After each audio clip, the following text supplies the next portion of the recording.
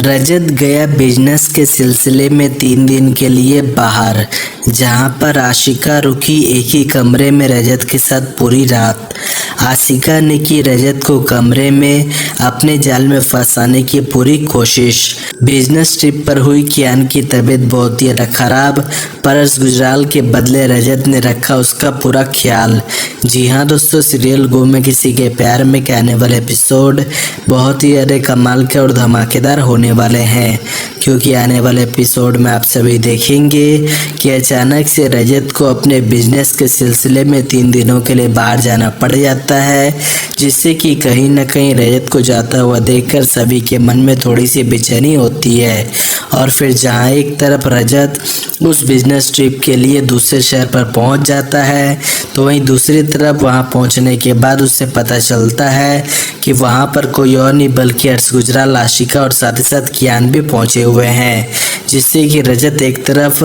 कियान को देखकर बहुत ही खुश होता है, तो वहीं दूसरी तरफ अर्श गुजराल और आशिका को देखकर उसे बहुत ही गुस्सा आने लगता है। लेकिन फिर जैसे तैसे वहां पर सभी लोग अपने अपने काम को निपटाते हैं और फिर उसके बाद वहां पर एक शानदार पार्टी रखी जाती है, जिसमें अर्श गुजराल बार बार दूसरी लड़कियों के साथ फ्लर्ट करता हुआ दिखाई देता है, जिससे कि आशिका को बहुत ही गुस्सा आता है। और फिर वो गुस्से में अर्श गुजराल से कहती है कि तुम अपना ड्रामा यहाँ पर कंटिन्यू करो और मैं कियान को लेकर होटल के कमरे में जा रही हूँ। और फिर वो कियान को लेकर होटल के कमरे में चली जाती है। और फिर इसके कुछ देर बाद अचानक से गलत खाना खाने की वजह से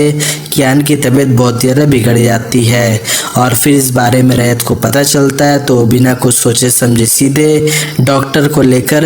यहाँ पर आशिका के कमरे पर पहुँच जाता है और फिर कियान का इलाज कराता है। और फिर कियान के लिए वो सारी रात उसी कमरे में आशिका के साथ बिताता है। और फिर कियान के सो जाने के बाद आशिका इनडायरेक्टली हर मुमकिन कोशिश करती है जिससे कि वो रजत को एक बार फिर से अपने करीब ला सके और सभी से दूर कर सके। लेकिन आशिका के तमाम कोशिशों के बावजूद रजत आशिका के जाल में नहीं फंसता,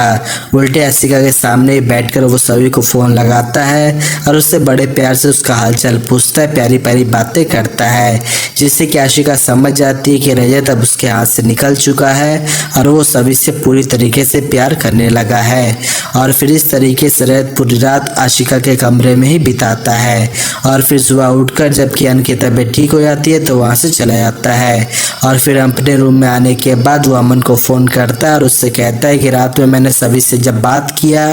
तब मुझे उसका तबीयत थोड़ा ख़राब लग रहा था और मुझे ऐसा लग रहा था कि वो किसी परेशानी में है, तो तू घर जाकर इस बारे में पता लगा।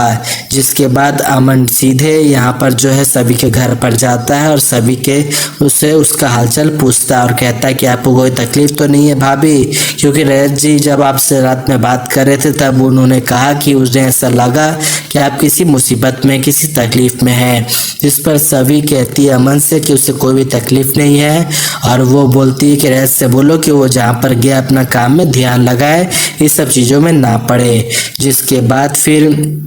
अगले दिन जब यहाँ पर जो है अर्श गुजराल को पता चलता है कि आशिका के साथ रजत रात भर उसके कमरे में था, तब यहाँ पर वो कियान की परवाह तो करता नहीं है, लेकिन यहाँ पर आशिका को बहुत खरी खोटी सुनाने लगता है और उससे कहता है कि तुम रजत के साथ पूरी रात भर बिताई हो तो यहाँ पर तुम दोनों के बीच जरूर कुछ हुआ होगा। और इस तरीके से अर्श गुजराल आशिका के ऊपर इल्ज़ाम लगाने लगता है, जिससे कि आशिका को अर्श गुजराल के ऊपर बहुत ही गुस्सा आने लगता है। और वो गुस्से में अर्श गुजराल से कहती है कि एक तो रात भर कियान की इतनी तबीयत खराब थी, लेकिन फिर भी तुमने कियान की कोई परवाह नहीं की, उल्टा मुझ पर ही इल्ज़ाम लगाने लगे। हाँ, मैं रजत के साथ पूरी रात बिता